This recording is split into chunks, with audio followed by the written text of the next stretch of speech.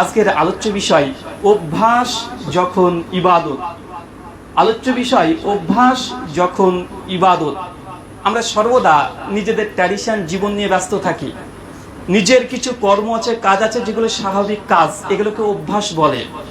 আপনি বাড়ি থেকে বের হওয়ার আগে পারফিউম ব্যবহার করেন, এটা আপনার অভ্যাস, ভালো লাগে। আপনি যখন বাইরে থেকে বের হচ্ছেন, খুব পরিপাটি করে সেজে গুজে আপনি বের হচ্ছেন, এটা আপনার জন্য ইবাদত নয়, বরং এটা আপনার অভ্যাসগত একটা আমল। আপনি আপনার স্ত্রী, পরিবার, সন্তান প্রত্যেককে আহার দেওয়ার জন্য, খাবার দেওয়ার জন্য আপনি প্রত্যেক সকালবেলাতে ঘুম থেকে উঠে নিজ দায়িত্বে আপনি নিজের ব্যবসা বাণিজ্য আপনি করতে এসেছেন। এটা আপনার অভ্যাস, এটা আপনার জীবনের প্রয়োজন, আপনার চাহিদা। কিন্তু এই অভ্যাসগুলোকে ইবাদতে রূপান্তরিত করা যায়। ইসলাম এতই সোজা এবং আল্লাহ সুবহানাহু ওয়া তাআলা এত অল্পতে সন্তুষ্ট হয়, এটা আপনি অবাক হয়ে যাবেন। খুব অল্প। সহিহ বুখারী কিতাবুল ইলম হাদিস নম্বর 46, আল্লাহর নবী তিনি বলছেন, কোন ব্যক্তি যদি কন্টিনিউয়াসলি প্রত্যহ একই ইবাদত যদি এক রাকাত সালাত আদায় করে, আল্লাহ সুবহানাহু ওয়া তাআলা এটা সবচেয়ে প্রিয় ইবাদত। যদিও আমলটা অল্প, কিন্তু প্রতিনিয়ত যদি কেউ করে, মানে আপনি এমন একটি ইবাদত আপনার জন্য খাস করে নিলেন, এটা আপনার ব্যক্তিগত আমল। ব্যক্তিগত আমল এক রাকাতও যদি সালাত হয় বা 2 রাকাত নফল সালাত হয়, কিন্তু প্রত্যহ করেন, এটা যদি আপনার জন্য খাস একটি ইবাদত করে নেন, তাহলে আল্লাহ সুবহানাহু ওয়া তাআলা এই ইবাদতের প্রতি সবচেয়ে বেশি সন্তুষ্ট হন। মানে আল্লাহ সুবহানাহু ওয়া তাআলা 2 রাকাত সালাতে অথবা প্রত্যেক দিন আপনি একটা নিজ থেকে ধার্য করে নিয়েছেন, আমি 5 টাকা একটা গরিব মিসকিনকে আমি দেব, এটা আপনার প্রত্যহ আমল। মানে এমন কিছু আমল থাকতে হবে যেটা ব্যতিক্রম ধর্মী, আপনার জন্য খাস, যেটা সুন্নাহ নবী আদেশ করেছেন।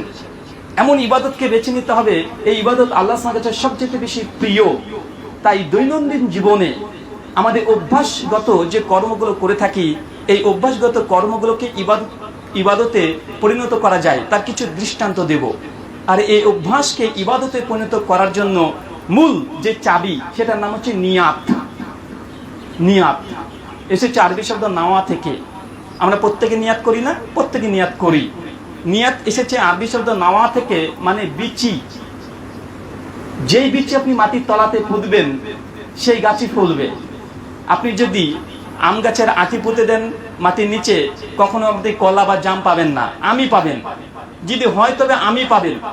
তাই যে কোনো কর্ম করার পূর্বে যদি নিয়াত খাস আল্লাহর সন্তুষ্টির জন্য হয়ে থাকে, অবশ্যই এর ফল আছে।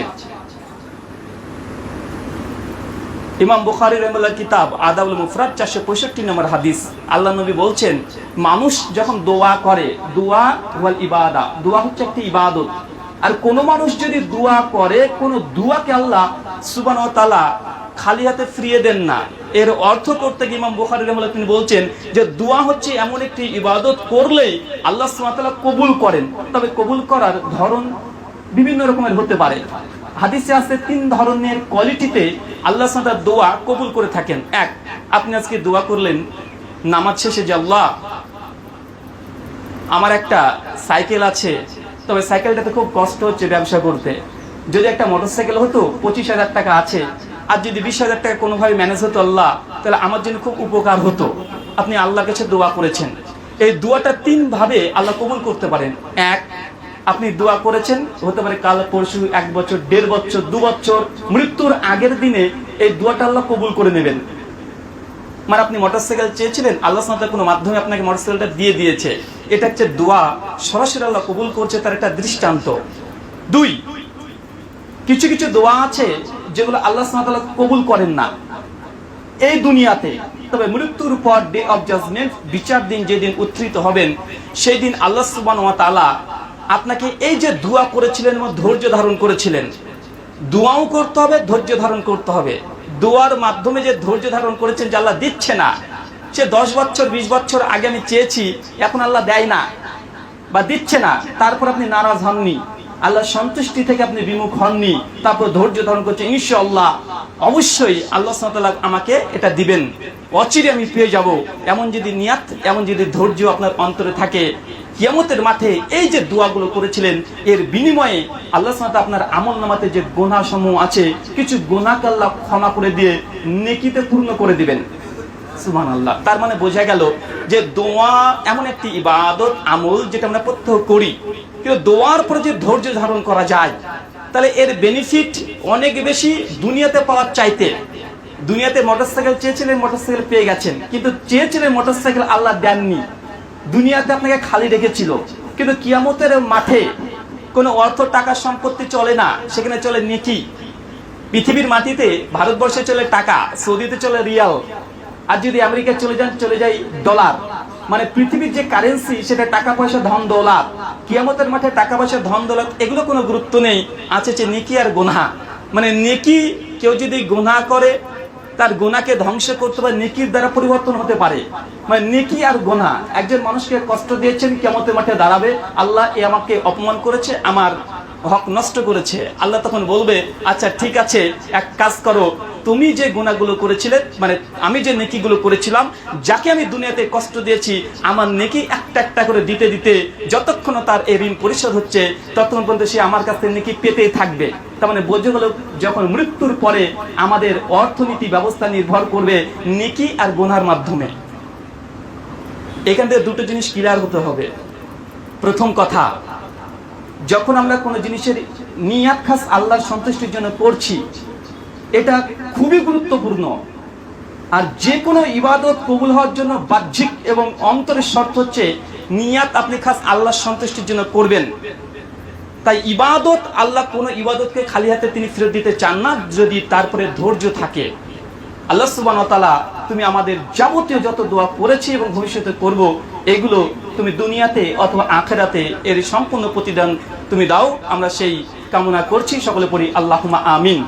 দোয়া কবুল হওয়ার আরেকটি শর্ত, যে পৃথিবীতে দোয়া করেছিলেন, আল্লাহ আপনাকে সরাসরি দেননি। এই দোয়াটা কবুল না হওয়ার মধ্যেই আপনার দোয়া কবুল হয়ে গেছে। কিভাবে? চেয়েছিলেন মোটরসাইকেল, আপনি মনে করছিলেন যেটা আপনার জন্য কল্যাণ হবে, কিন্তু আল্লাহ সুবহানাহু ওয়া তাআলা আলিমুল গায়ব, তিনি সমস্ত কিছু জানেন। তিনি জানছেন এই মোটরসাইকেল আপনার কল্যাণ নেই, এই মোটরসাইকেল আপনার কল্যাণ নেই, ক্ষতি আছে, আল্লাহ দেননি আপনাকে। এই না দেওয়াতেই আপনার কল্যাণ আছে, এটা আপনাকে বুঝে নিতে হবে।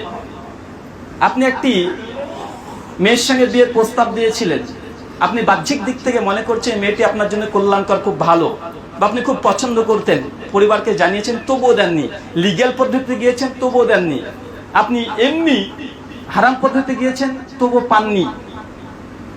তো এর অর্থ এটাই যে আপনি এটাকে আল্লাহর কাছে চেয়েছেন মসজিদে এসে, যে আল্লাহ আমি চাচ্ছি, কিন্তু আল্লাহ দেয়নি। তো এই না দেওয়াটাই আপনাকে অন্তর দিয়ে বিশ্বাস করতে হবে যে এর মধ্যে কোনো কল্যাণ আছে, এবং আল্লাহ সুবহানাহু ওয়া তাআলা নিঃসন্দেহে আমার কল্যাণ রেখেছে, তাই আমি পাইনি। যদি এমন নিয়াত থাকে, ইনশাআল্লাহ এটা আপনার জন্য কল্যাণকর। মানে আল্লাহ কোনো কিছু না দিয়েও আল্লাহ আপনার উপকার করছেন। তাই ইবাদত, এগুলো বুঝতে হয়। যখন ইবাদত প্রসঙ্গে বুঝবেন, তখন ইবাদত করতে মজা লাগবে, খুব মিষ্টি লাগবে। এক রাকাত সালাত আদায় করতেও তখন খুব সুন্দর লাগবে, কারণ ইবাদত যখন আপনি বুঝতে পারবেন। আসেন গুটি কয়েক ইবাদতের কথা বলি, যেগুলো আমরা অভ্যাস কিন্তু আমরা করে থাকি, কিন্তু আমরা অথচ এখন এই মুহূর্তে আমরা নেকি পাই না। তবে পার পথ আছে। আপনি বাইরে থেকে বের হয়েছেন, পারফিউম লাগাচ্ছেন, পারফিউম না লাগিয়ে একটু আতর, সেন্ট অথবা হালাল যদি কোনো পারফিউম থাকে, সেগুলো আপনি শরীরে লাগাচ্ছেন। কেন লাগাচ্ছেন? শুধু নিয়ত করছেন এটা, যে মসজিদে যাব, আল্লাহর মসজিদের সম্মান, পাশে আমার মুসলিম মুমিন ভাই থাকবে, সেই জন্য আমার শরীরে দুর্গন্ধ না পেয়ে কষ্ট না পাই, এই জন্য সুগন্ধি লাগাচ্ছি। ফেরেশতা মণ্ডলীরা থাকে, তার জন্য কষ্ট না পাই, এই জন্যই আমি পারফিউম বা সেন্ট অথবা আতরটা লাগালাম। এই যে নিয়াত, আপনি প্রতিদিন লাগাতেন, এমনি লাগাতেন, কিন্তু নিয়াত করে নিয়েছেন আজকে বাইরে থেকে বের হওয়ার পূর্বে, যে আল্লাহর ঘর মসজিদের সম্মান, সুগন্ধিতে ভরিয়ে দেব, পাশের মুসল্লি যেন কষ্ট না পায় সেই জন্য সুগন্ধি পায়, ফেরেশতা মণ্ডলীরা তার জন্য কষ্ট না পায়, তার জন্য সুগন্ধি পায়। এই যে আপনি নিয়াত করে ফেলেছেন, এখন আপনি ওই সেন্ট পরে যখন মসজিদে চলে আসছেন, আপনার জন্য ওই সেন্টটাই এখন ইবাদতে শামিল হয়ে গেল। সুবহানাল্লাহ। তার মানে বোঝা গেল নিয়াতের গুরুত্ব অপরিসীম। যে কোনো ইবাদতকে, যেমন ইবাদত করেও মানুষকে জাহান্নামে যেতে হবে, আর কিছু কিছু ইবাদত আছে, আমল আছে, যেগুলো আসলে আমল নয়, কিন্তু নিয়তের দ্বারা সেগুলো একটা ইবাদত, সুন্দর ইবাদত হয়ে যায়। যেমন একটা উদাহরণস্বরূপ আপনাকে দিলাম। 2, পৃথিবীতে প্রত্যেকটা মানুষ ঘুমায়। ঘুম সাধারণত ইবাদত নয়, সে মুমিন হোক, কাফের হোক, মুনাফিক, মুশরিক, সবাই ঘুমায়। মানুষের জীবনের অবিচ্ছেদ্য অংশ হচ্ছে ঘুম। পৃথিবীতে কোনো মানুষ, কোনো মালিক এমন কেউ নেই যে তার কর্মচারী ঘুমাবে আর তাকে বেতন দিবে, এমন মালিকের দৃষ্টান্ত নেই। পৃথিবীতে এমন কোনো মানুষ নেই যে সারা জীবন ঘুমায়নি, এর কোনো দৃষ্টান্ত নেই। কিন্তু আল্লাহ সুবহানাহু ওয়া তাআলা মুমিনের ঘুমটাকে ব্যতিক্রম করে দিয়েছেন। সঈদ ইবনে হিব্বান হাদিস 957 আল্লাহ নবী বলছেন, কোন ব্যক্তি যদি ঘুমের পূর্বে যদি ওযু করে ঘুমিয়ে পড়ে, ফেরেশতা মণ্ডলীরা তার কাছে দাঁড়িয়ে থাকে এবং যতক্ষণ না তার ঘুম ভাঙে ততক্ষণ পর্যন্ত আল্লাহ সুবহানাহু ওয়া তাআলার কাছে ক্ষমা প্রার্থনা করতে থাকে, আল্লাহ তুমি এই বান্দাকে তুমি ক্ষমা করো, এই পবিত্রতা অর্জন করে ওযু করে ঘুমিয়েছে। সুবহানাল্লাহ। তার মানে বোঝা গেল আপনি যদি শুধু একবার ওযু করেন, খুব বেশি সময় লাগে না, 30 সেকেন্ড 1 মিনিট সময় লাগে। এমনি আপনি হাত মুখ ধন, ঘুমের সময় ব্রাশ এমনি করেন, এটা আপনার অভ্যাস। আপনি খাওয়া দাওয়া করে ব্রাশটা করছেন, হাত মুখ ধুচ্ছেন, একটু ফ্রেশ হচ্ছেন, কিন্তু আপনি যদি জাস্ট ওযু করে শুয়ে পড়েন, তাহলে ফেরেশতা মণ্ডলীরা আপনার জন্য ক্ষমা প্রার্থনা করতে থাকবে। মানে আপনি যে গুনাহসমূহ করেছেন, আল্লাহ যে ক্ষমা চেয়ে ফেরেশতারা চিন্তা করেন, ফেরেশতারা আপনার জন্য শুধু ওযু করার জন্য ক্ষমা প্রার্থনা করতে থাকবে, আপনার গুনাহসমূহ ঝরতে থাকবে ঘুমের মাধ্যমে। তার মানে বোঝাচ্ছে মুমিনের ঘুমটা একটা ব্যতিক্রম ধর্মী, কেননা ঘুমের মাধ্যমেও ইবাদত তথা আমল একজন মুমিন করতে পারে। আল্লাহ সুবহানাহু ওয়া তাআলা আমাদেরকে মুমিন, প্রকৃত মুমিন যে ঘুমায় সে ঘুমে তৌফিক দান করো। সকলে পড়ি আল্লাহুম্মা আমিন। আরো বেশ কিছু দৃষ্টান্ত আছে, বিশেষ করে আমাদের অভ্যাসকে ইবাদতে পরিণত করা। আপনার পরিবার, ছেলে মেয়ে আছে, আপনার বৃদ্ধা পিতামাতা আছে। স্বাভাবিকভাবে আমরা বাঙালি যারা, আমরা জয়েন্ট ফ্যামিলি আমাদের প্রত্যেকেরই আছে, কিন্তু আমরা এই জয়েন্ট ফ্যামিলি থাকার পরেও নিজের পিতামাতা, স্ত্রী, কন্যা, সন্তান এগুলো নিজেদের, এই পরিবার থেকে আপনি কিছু নেকি, কিছু সওয়াব অর্জন করতে পারেন। আপনি আপনার স্ত্রীকে খাওয়াচ্ছেন, আপনার পিতামাতা অসুস্থ, তাকে চিকিৎসার খরচ দিচ্ছেন, এগুলো আপনার জন্য নেকি হবে যদি আল্লাহর সন্তুষ্টি থাকে। অনেক মানুষকে দেখা যায় যে পিতামাতা বৃদ্ধা হয়ে গেছে, তাকে বৃদ্ধাশ্রমে পাঠাচ্ছে। যদিও আমরা মিডিল ক্লাসের মানুষ, আমরা এগুলো করি না, তবে আমরা আলাদা করে দিই, অথবা আমরা বিভিন্ন পর্যায়ে তাদেরকে থেকে দূরে থাকার চেষ্টা করি। 5 ভাই, বড় ভাই, ছোট ভাই, মেজো ভাই, কেউ নিতে চায় না, বরং সমাজ থেকে জোরপূর্বক পিতামাতাকে চাপিয়ে দেওয়া হয়।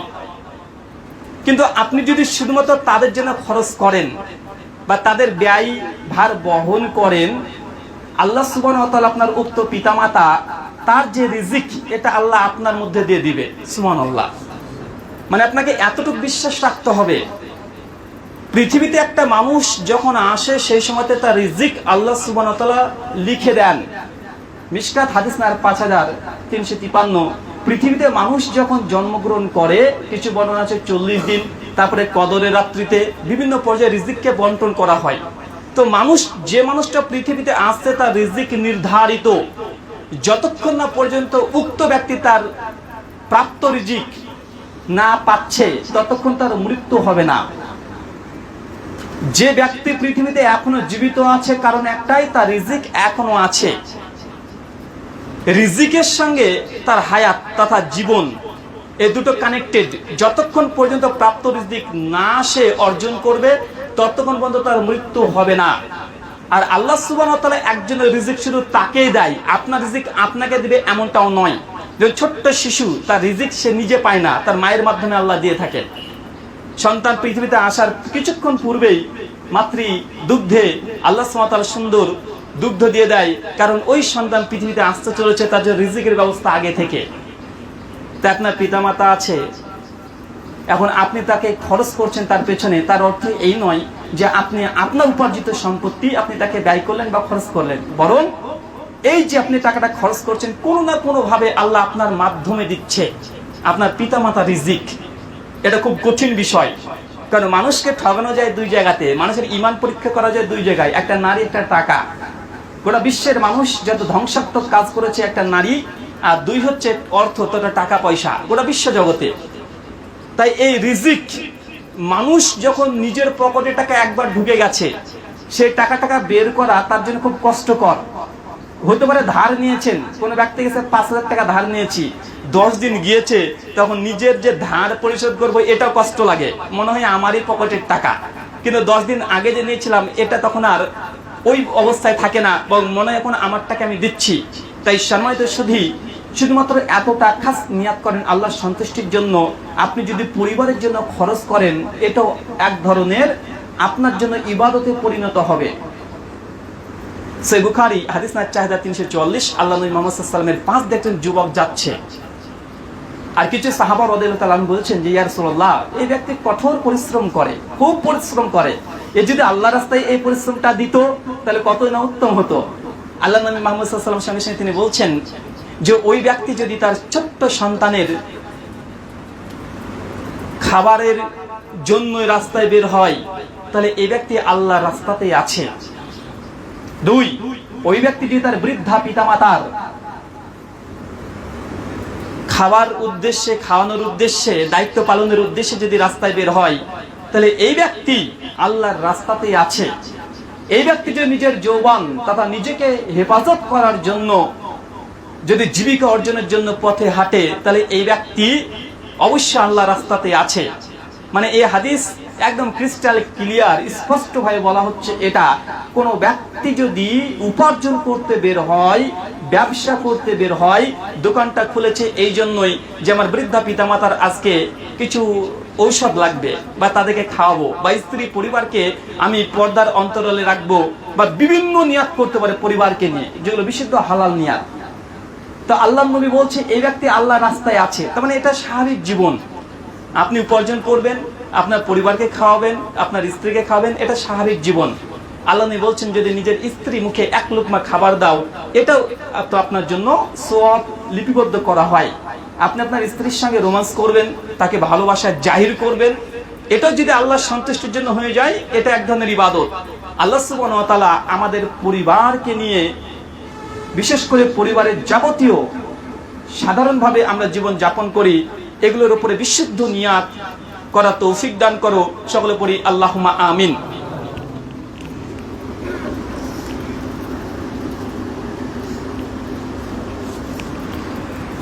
নাহমাদুহু ওয়া নাসাল্লি আলা রাসূলিহিল কারীম, আম্মা বাদ।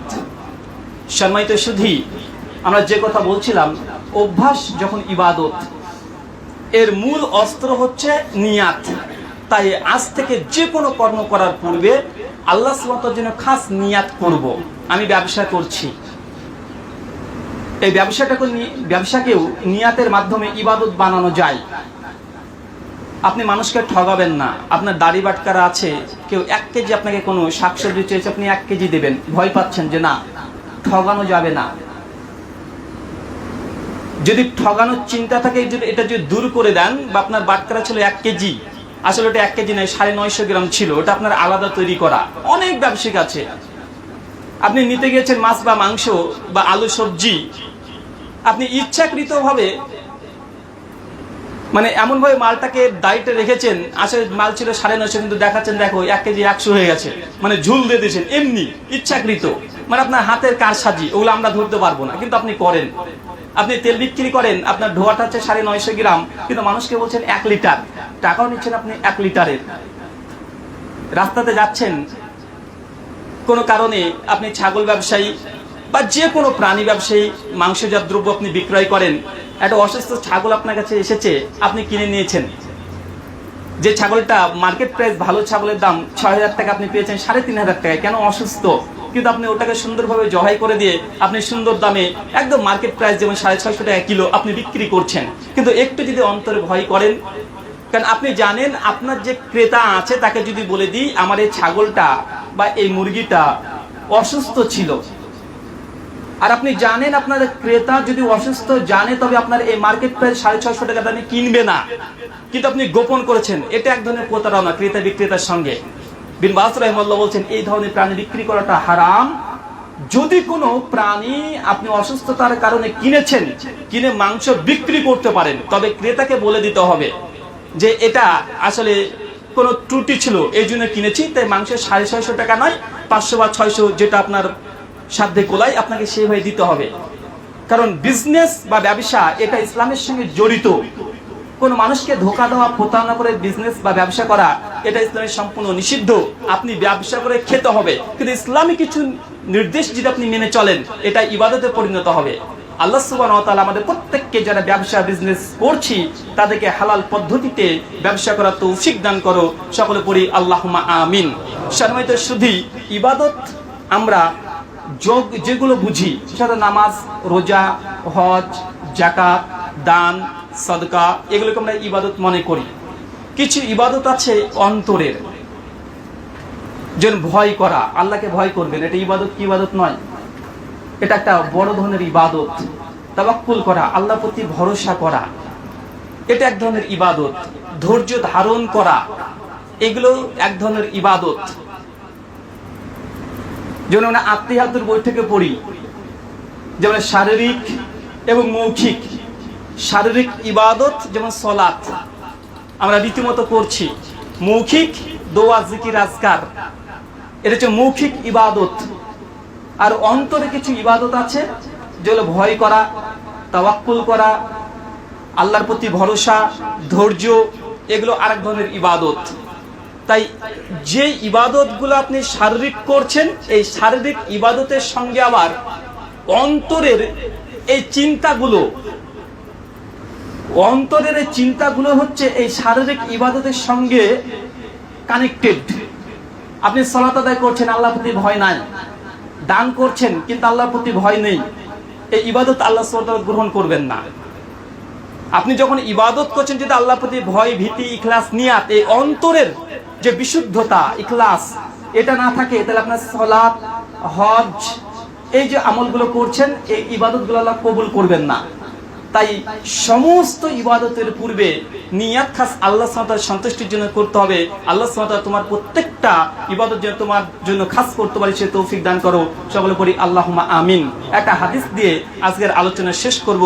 এই নিয়াতের বিশুদ্ধতা আর নিয়াতের মাধ্যমে সাহাবীর জীবন এগুলো ইবাদতে পরিণত হতে পারে। মিশকাত হাদিস না 205, মাশহুর হাদিস, আমরা সকলেই জানি। বারবার আপনাদেরকে বলা হয় শুধুমাত্র নিয়াতটা আল্লাহর জন্য খাস করার জন্য। কিয়ামতের মাঠে আল্লাহ সুবহানাহু ওয়া তাআলা তিন শ্রেণীর মানুষকে সর্বপ্রথম তুলবেন। তার মধ্যে একজন কারি, যে সুন্দর করে কিরাত করতে পারে, সুন্দর করে কোরআন পড়তে পারে। আরেকজন ব্যক্তি শহীদ, যে আল্লাহ সুবহানাহু ওয়া তাআলার জন্যই তার নিজের জীবনটাকে উৎসর্গ করে দিয়েছে। আর একজন ব্যক্তি আছে দানবীর, যে দান করে করে নিজের সম্পত্তি মানুষের মাঝে বন্টন করে দিয়েছে। কিয়ামতের মাঠে আল্লাহ তিন ব্যক্তিকে তুলবেন। তৃতীয় ব্যক্তির কথা দানবীর, তাকে আল্লাহ জিজ্ঞাসা করবেন যে তোমাকে আমি কোটি কোটি টাকা দিয়েছিলাম, অর্থ সম্পত্তি দিয়েছিলাম, এগুলো তুমি কোন খাতে ব্যবহার করেছো? ও তখন খুব খুশি মনে বলবে, আল্লাহ তুমি যখন আমাকে ধন সম্পত্তি টাকা পয়সা দিয়েছিলে আমি তোমার রাস্তায় ব্যয় করেছি। আল্লাহ বলবেন তুমি মিথ্যা কথা বলছো, তুমি মিথ্যা কথা বলছো, কারণ তুমি আমাকে খুশি রাজি করার জন্য এই কাজটা করনি, বরং তুমি এই কাজটি, এই দানটি করেছিলে মানুষ তোমাকে দানবীর বলবে এটা শ্রবণের উদ্দেশ্যে। অতএব তুমি যে নিয়াত করেছিলে পৃথিবীর মানুষ তোমাকে দেখো দানবীর বলে, দেখো তোমার নাম সবাই চেনে যে তুমি দান করেছিলে, তোমার কারণে আজকে মসজিদটা হয়েছে। তুমি প্রত্যেক বছরে 1 লক্ষ টাকা করে মাদ্রাসাতে দিতে, তুমি মসজিদকে সবচেয়ে বেশি দান করেছো, এই তুমি কবরস্থানে সবচেয়ে বেশি দান করেছো, এটা তোমার কৃতিত্বের ফলেই, তোমার দানের কারণে সিংহভাগ কাজটা হয়ে গেছে। মানুষ তোমাকে দানবীর হিসেবে চেনে, তুমি যেটা চেয়েছিলে দুনিয়ার মানুষ তোমাকে সেইভাবে দেখেছে। অতএব কিয়ামতের মাঠে তোমার জন্য আর কিছুই রইল না। ফেরেশতাকে বলবে যে তুমি এই ব্যক্তিকে ধরে জাহান্নামে নিক্ষেপ করো। তারপরে বোঝা যাচ্ছে একজন দানবীর দানের সবচেয়ে অনেক বেশি ফজিলত। আর সাদকাতু বুরহান, দান হচ্ছে দলিল। দানের মাধ্যমে আল্লাহর আরশের নিচে ছায়া পাওয়া যায়। দান করলে কবরের আযাব থেকে মাপ পাওয়া যায়। দানের অনেক জায়গাতে আপনি এখন দুনিয়াতে দান করবেন, কবরে আপনার এই দান আপনাকে আযাব থেকে রক্ষা করার মতো ক্ষমতা রাখে। দান আরশের নিচে, আল্লাহ সুবহানাহু ওয়া তাআলা আরশের নিচে স্থান দেওয়ার মতো যোগ্যতা দানের আছে। কিন্তু এই দান করে মানুষকে জাহান্নামে যেতে হবে। জিহাদের মর্যাদা অপরিসীম, কিন্তু জিহাদ করে মানুষকে জাহান্নামে যেতে হবে। একজন হাফেজ, কারি, আলেমের মর্যাদা অনেক বেশি। নবীদের পরে সবচেয়ে নবী রিলেটেড যাদেরকে করেছে সেটা হচ্ছে আলেমগণ। আল উলামা ওয়ারাসাতুল আম্বিয়া, আলেম ওলেমা হচ্ছে নবী রাসূলদের ওয়ারিস, মানে এত মর্যাদা। তারপরে কিয়ামতের মাঠে তাদেরকে লজ্জিত হতে হবে। শুধুমাত্র নিয়াত, আল্লাহ সন্তুষ্টি ছিল না, লৌকিকতায় পূর্ণ ছিল। এই লৌকিকতায় পূর্ণ থাকার জন্যই সবচেয়ে 3 শ্রেণীর মানুষ এত সম্মানিত দুনিয়াতে, যাদের ব্যাপারে কোরআনে আল্লাহ আয়াতের পরে আয়াত নাযিল করেছে, আল্লাহ নবী হাদিস বলেই চলে গেছে তাদের প্রশংসামূলক বাক্যে, কিন্তু তাদেরকে কিয়ামতের মাঠে আল্লাহ লজ্জিত করবেন। শুধু নিয়াত আল্লাহর জন্য খাস ছিল না, আল্লাহর সন্তুষ্টি ছিল না, নিয়াতের মধ্যে বিশুদ্ধতা ছিল না। আল্লাহ সুবহানাহু ওয়া তাআলা আমাদের প্রত্যেককে নিয়াত তোমার সন্তুষ্টির জন্য 1 টাকা যদি দান করি, তোমার সন্তুষ্টির জন্য যেন করতে পারি, সে তৌফিক তুমি দান করো। সকলে পড়ি আল্লাহুম্মা আমিন।